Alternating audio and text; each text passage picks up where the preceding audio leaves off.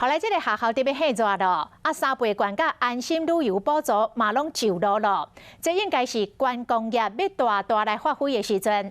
但是6、2号的旅行社五福旅游所来宣布要裁员，另外一间新西旅游的高阶干部嘛陆续来退休。交通部有看到旅行社的困境，所以规划纾困3.0，偏130亿的预算，并7月底要来实施，要来帮助旅行业渡难关。就算塞车嘛，挡袂住想要出去佚佗的心情。都结束的5日节连假，互人见识到国内旅游市场的爆发力。也毋过，伫高雄起价6、2号5福旅游宣布裁员2成，实在是因为疫情影响，国境遥封所调咧。虽然政府有推出相关的纾困政策，也毋过主打国际观光旅游的游园无法度看到曙光。为了保持必要的营运量能，只好精简人员，组织裁员。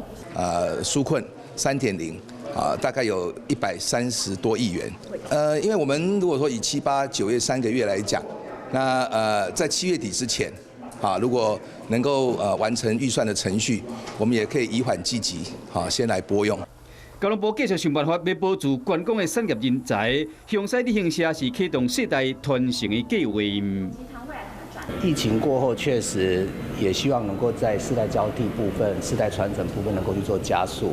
雄狮从疫情发生以来，并没有资遣任何一个员工。